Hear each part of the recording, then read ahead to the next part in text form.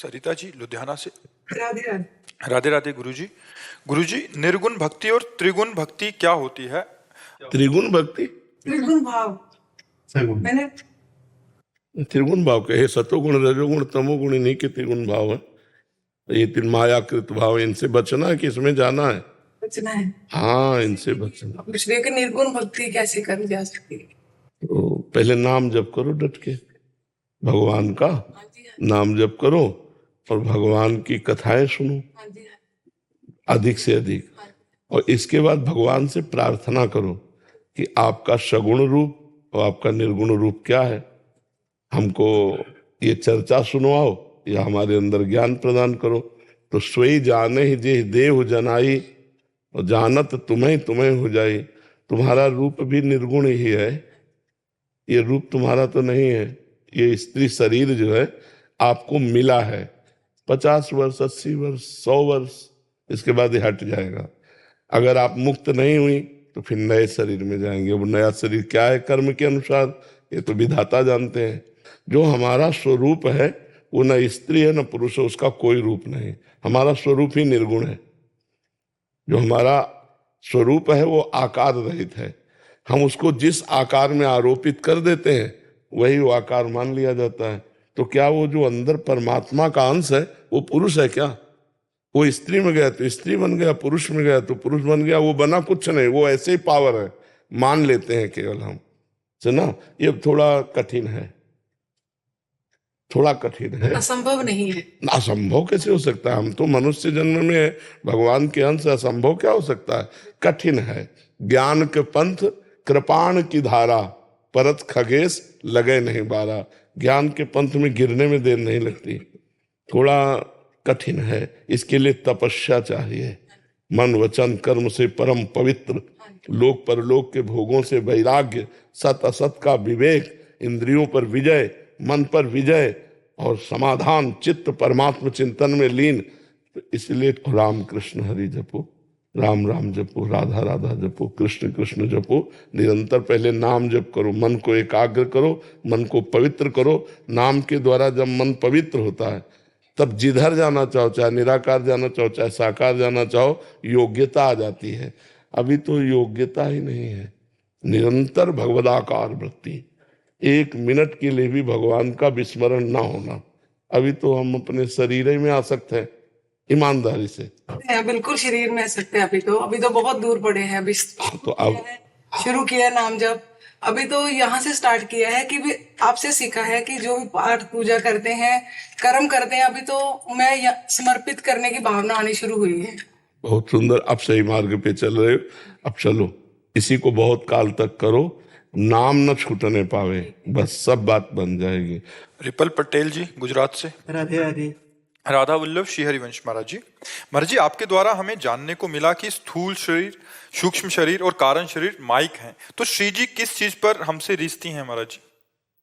अभी जान गए स्थूल शरीर? सुना है अभी नहीं? नाम जप करो, अधिक से अधिक नाम जप करो। माता पिता के चरणों में रोज प्रणाम करो और अपने जो बुजुर्ग जन हैं उनके कपड़े धो। हम जो कहें मान लो, सबसे बड़ी साधना है। पढ़ाई पढ़ रहे हो?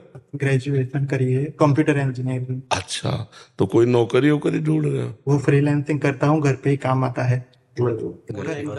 हाँ, तो उससे माता पिता की सेवा, माता पिता है हाँ, उनकी सेवा करो। अभी आराधना, सबसे बड़ी आराधना तुम्हारी है। जब तक माता पिता का शरीर न पूरा हो जाए तब तक और कोई भगवान विराजमान बंद करना। उन्हीं को भगवान मानकर उनकी सेवा करो, उनके कपड़े धो, उनकी भोजन व्यवस्था करो, उनको रोज प्रणाम करो और नाम जप करो। अपने आप धीरे धीरे आगे वैराग्य और ज्ञान दोनों आने लगेगा। नहीं तो केवल दिमागी ज्ञान रहता है, वो कैसा भ्रष्ट आचरण होते रहते हैं।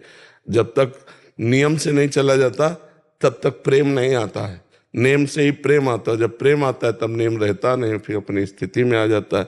यथा योग्य चलना चाहिए। अभी आपकी योग्यता इसी बात की है कि नाम जप करते हुए धन कमाओ और माता पिता की सेवा करो और सत्संग सुनते रहो। ठीक है, आप पहले इतने में चलो, तब आगे की बात समझ में आ जाएगी। भारत भूषण जी हरियाणा से। गुरुदेव, आपके चरणों में कोटि कोटि प्रणाम।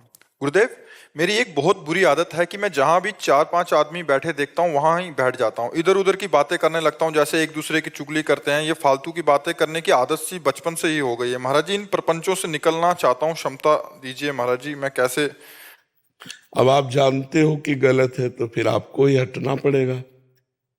आप अवस्था भी आपकी श्रेष्ठ है, आपको कोई डांट तो सकता नहीं, तो इसलिए आपको अपने मन को खुद डांटना होगा। और जब हम जानते हैं कि ये गलत है, देखो बाल्यावस्था गई, जवानी गई, अब आपका पदार्पण जानते हो किसमें है? जरा अवस्था। जरा के बाद जो अगली अवस्था उसका नाम है मृत्यु, वो कभी भी हो सकती है। जीवन में सब भोग लिए, जो कुछ देखना था देख लिए, अब समय नष्ट मत करो, अब नाम जपो। नानक नाम जहाज है, चढ़े सूतरे पार। पकड़ लो जहाज, भव समुद्र से पार हो जाओगे। जो नाम प्रिय हो, जो गुरु के द्वारा मिला हो, राम कृष्ण हरि राधा, जो नाम प्रिय, बस नाम जप करो। हम तुम्हें सब शास्त्रों की सार बात बता रहे, वही जीत गया जो नाम जप किया।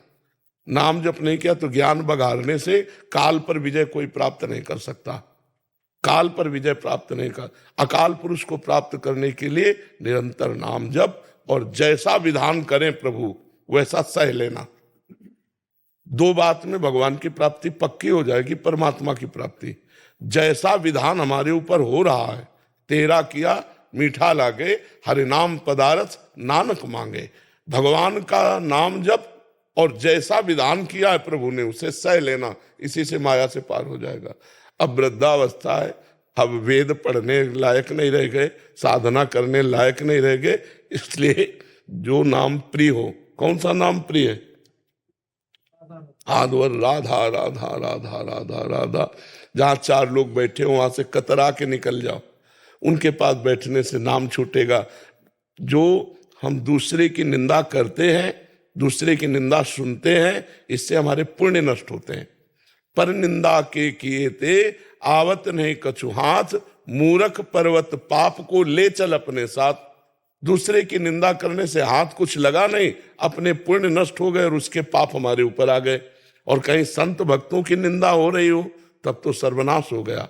भक्तन निंदा अत बुरी, भूल करे जिन कोय, किए सुकृत बहु जन्म के, छिन में डारे खोए। भक्तों की निंदा बहुत जन्मों का किया हुआ पुण्य एक क्षण में नष्ट कर देता है। साधु अवज्ञा तुरत भवानी, कर कल्याण अखिल कहानी। अखिल कल्याण को प्रदान करने वाले जो पुण्य कर्म है उनको तुरंत भस्म कर देता है संत भगवंत अपराध। तो अब ये बैठ करके गप लड़ाने वाली अवस्था नहीं रही। अब हाथ में माला लो, नाम जप करो, या काउंटर आजकल चले जैसे बच्चा लिया है तो राधा राधा राधा, या श्वास की माला से राधा राधा राधा। पवित्र भोजन करो, अपवित्र भोजन वाला कभी भजन करके भगवान को प्राप्त नहीं होता। ये जो मद्य मांस आदि का सेवन करते हैं इनकी बुद्धि भ्रष्ट है, ये समझते जरूर है अपने को, लेकिन कुछ नहीं है। जिसकी बुद्धि भ्रष्ट है वो भगवद आराधना नहीं कर सकता। पवित्र भोजन, पवित्र आचरण, तो परम पवित्र परम पुरुष परमात्मा को आप अपने हृदय में देखेंगे, आप चिंतन कर पाएंगे, आप उनकी प्राप्ति करेंगे। जो दूसरे जीवों का मांस खाते हैं, मदिरा पीते हैं, व्यभिचार करते हैं, ऐसे अपवित्र पुरुष परमात्मा का चिंतन थोड़ी कर सकते हैं। परमात्मा परम पवित्र है, उसके लिए आपका शरीर पवित्र होना चाहिए, मन पवित्र होना चाहिए, वाणी पवित्र होनी चाहिए, तब उस परम पवित्र परमात्मा को प्राप्त करते हैं। हमारे जो गुरुजन हैं उनके जीवन चरित्र पढ़ के देखो, महापुरुषों के जीवन चरित्र सुनो, जिससे तुम्हें भगवान के प्रति लालसा जगे और हम कैसे जी पाए। थोड़े थोड़े संकट में हम अपने धर्म को त्याग देते हैं। हमारे गुरुजनों ने धर्म के लिए अपना बलिदान दे दिया, धर्म के लिए अपने जीवन को कुर्बान कर दिया। धर्म के लिए वो यातनाएं सही जो सुनकर हृदय कांप उठता है, लेकिन वो कह तेरा किया मीठा लागे। सोचो कितनी ऊंची स्थिति है उन महापुरुषों की कि भयंकर पीड़ा शरीर में दी जा रही, वो कह रहे वाहे गुरु वाहे गुरु वाहे गुरु, तेरा किया बड़ा मंगल में, बड़ा मीठा लग रहा है। ये भला ये तेरा किया मीठा लागे, ये बात बहुत बड़ी है, ये छोटी बात नहीं है। जरा जरा सी प्रतिकूलता में भगवान पर श्रद्धा कर लेते हैं और उनका शरीर तप्त बालू में, तप्त तवे में भार, मतलब इतना जैसे भार झोंके ना गरम, ऐसा नीचे तवा, और तप्त बालू जैसे उसमें दाना डाल दो तो भुन जाए ऐसी बालू, और वो कह रहे तेरा किया मीठा लगे, ऊपर से डाला जा रहा है। तो ये हमें चाहिए कि जो भगवान जैसी परिस्थिति दिए उसको सहे और खूब नाम जप करें। महाराज जी जैसे 2-4 दिन सोचता हूँ ना मैं किसी से बात नहीं करूंगा, नहीं जाऊंगा, फोन आ जाते हैं महाराज जी उनके, आ जा भैया बैठेंगे। तो हमारी बात मान लो, अगर हमसे दोस्ती करो, हमारी दोस्ती करोगे, मौन ले लो, कह दो वृंदावन में मौन बाबा जी ने दिला दिया, अब तुम ऐसे लिख के बता दो वृंदावन में बाबा जी ने मौन, खत्म के वाणी का वेग आए तो, आए वाणी का बहुत बोलने का, कमरा बंद करके जोर से चिल्लाओ राधा राधा राधा, ठीक हो जाएगा। ठीक है, रहोगे मौन है? हाँ रह लो। पत्नी बच्चों से भी नहीं बोलना हमारे। वैसे उचित तो यही है कि बिल्कुल मौन हो जाओ, कागज में लिख के बता दो, खूब नाम जप करो, बढ़िया बात बन जाएगी। पत्नी बैठी है महाराज। दोनों मौन हो जाओ। भाई तुम्हें जब चाय दे लिए तो इशारा किया चाय, चाय वाला लिए, भोजन वाला लिए, नाम जप करो। अब बुढ़ापे में क्या काम है? अब बुढ़ापे में क्या काम? भगवान का भजन कर लो तो तुम्हारा जन्म सार्थक हो जाएगा। गुरुदेव प्रभु प्रत्यक्ष कब दिखेंगे? मानस पटल के बाद? जब प्रभु तुम्हें जिया नहीं जाएगा, जैसे हमारी श्वास बंद कर ली जाए मुंह से और 1 मिनट में हमारी वो दशा हो जाए, अब हम जी नहीं सकते अगर अगली श्वास नहीं मिली तो। जब ऐसी व्याकुलता प्राप्त हो जाएगी उसी दिन भगवान का दर्शन हो जाएगा। मानस पटल पे आए हैं गुरुदेव? अभी नहीं आए, आ जाएंगे तो ऐसे सूखी आंख बोलोगे? आंसू नहीं निकलते गुरुदेव? अरे निकलते नहीं है, रोके नहीं रुके रहेंगे। जिस समय वो रूप आता है सामने ना, अरे बच्चा, चाहे मानस पटल पे ही आवे, चाहे स्वप्न में आवे, चाहे जागृत में आ जाए, वो रूप तो रूप है ना। जिस समय आता है ना तो फिर बहा बहा हृदय घूमता है। रुदुष्वरम राजन कृष्ण दर्शन लालसा, चिल्ला चिल्ला के रोने का मन होगा, इतना वो आनंद समुद्र है, वो आनंद समुद्र है। हम उसी आनंद समुद्र के अंश हैं। जब कनेक्शन जुड़ जाएगा ना तो फिर हाहाकार मच जाता है हृदय में। रोया था बाबा, लेकिन अब एक बार रोया था। रोया था। नीतू जी लखनऊ से। राधे राधे। महाराज जी, राधा वल्लभ श्री हरिवंश। महाराज जी, यदि गुरुदेव का गोलोकवास हो जाए तो कैसे पता चले कि वो हमसे प्रसन्न है या नहीं? ये मन में हर वक्त संशय रहता है। मंत्र चल रहा है तो गुरुदेव प्रसन्न है, मंत्र भूल गए, चल नहीं रहा तो यही हानि है, यही विपत्ति है, यही गुरुदेव नाराज है। का हनुमंत विपत्ति प्रभु सोई, जो तो सुमिरन भजन न होई। आज के सत्संग में था गुरुदेव, गुरुमंत्र और इष्ट देव, तीनों एक हैं। यदि इष्ट देव का ध्यान हो रहा है, गुरुमंत्र चल रहा है, तो हम गुरुदेव की गोद में बैठे हुए हैं। किसका प्रश्न था? बात समझ रहे हो जी? राज चौरसिया जी अजमेर से। महाराज जी, श्री जी की कृपा से मुझे 2 साल पहले यूट्यूब और इंस्टाग्राम के माध्यम से आपका सत्संग सुनने का सौभाग्य प्राप्त हुआ एवं श्री जी की कृपा से नाम जपने की प्रेरणा आई और मैंने नाम जपना शुरू भी किया। लेकिन महाराज जी, कुछ समय तक तो नाम जप और भजन में रुचि बनी रहती है और कभी अरुचि भी हो जाती है। महाराज जी, कृपया करके मार्गदर्शन करें। कबहू तो थोड़ो भजन, कबहू होत विशाल, मन को धीरज छुटे नहीं, गहे न दूजी चाल। 3 गुण है बच्चा, सतोगुण, रजोगुण, तमोगुण। जब सतोगुण आएगा तो भजन में रुचि होगी, जब रजोगुण आएगा तो भोग में रुचि होगी, स्त्री की तरफ आकर्षण होना, खान पान का आकर्षण होना। जब तमोगुण आएगा तो नींद, आलस्य, प्रमाद, गुस्सा, ये लक्षण आते हैं। इन तीनों गुणों पर विजय प्राप्त किए बिना कोई एक रस आनंद में नहीं डूबता।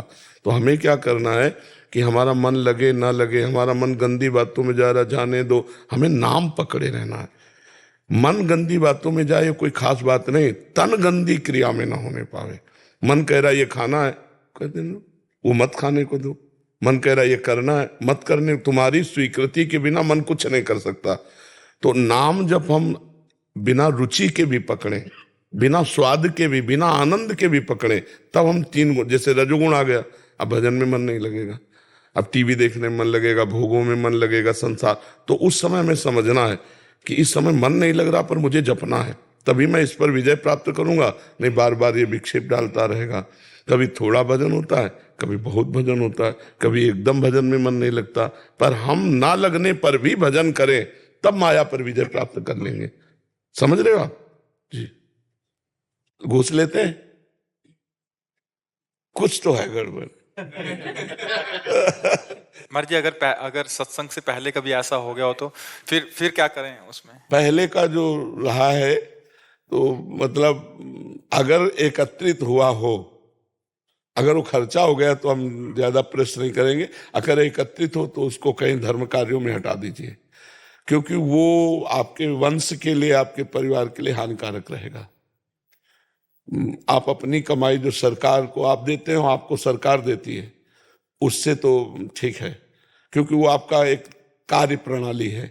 लेकिन उसमें जो आप, तो फिर वो अधर्माचरण के द्वारा कमाया हुआ धन होगा, और वो आखिरी में आपको और आपके परिवार को, वंश को वो कहीं ना कहीं दूषित कर देगा। इसलिए हमारी प्रार्थना है कि अर्थ प्रधान बुद्धि रख करके कर्तव्य कर्म नहीं किया जाता, कर्तव्य कर्म प्रधान बुद्धि रख करके अर्थ को शासन में रखा जाता है।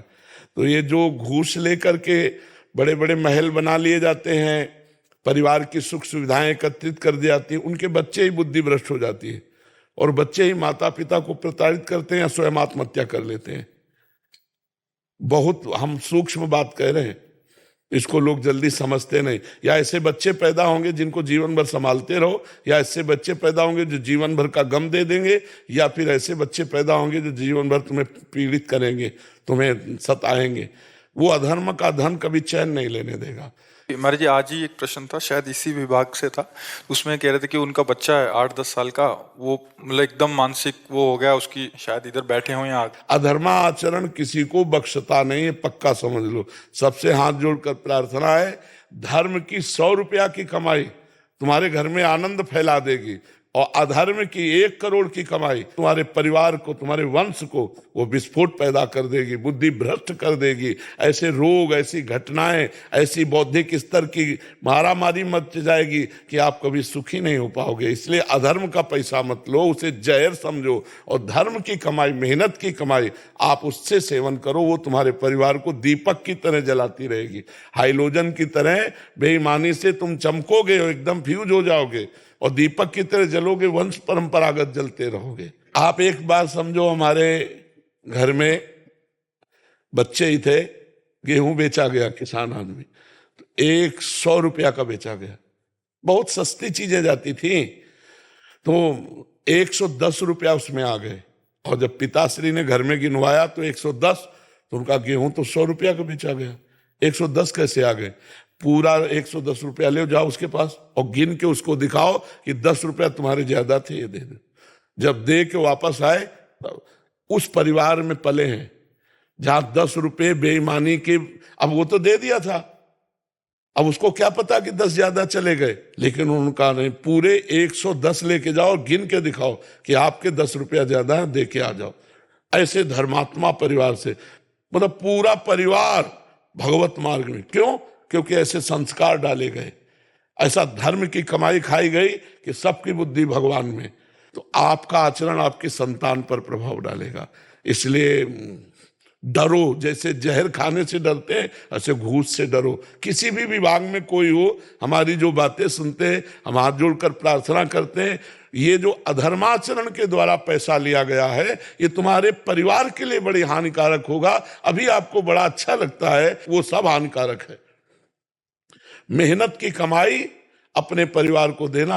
अगर भूल से अधर्माचरण आ जाए तो उसको बाहर फेंकिया ना, गौशाला में, कहीं किसी ऐसी जगह, जैसे बहुत से जिनमें फ्री दवाइयां होती हैं मरीजों, उनमें दे आवे। वो घर ला के ना दे, घर तो अपनी मेहनत की कमाई लावे, उनका कभी प्रयोग ना करे।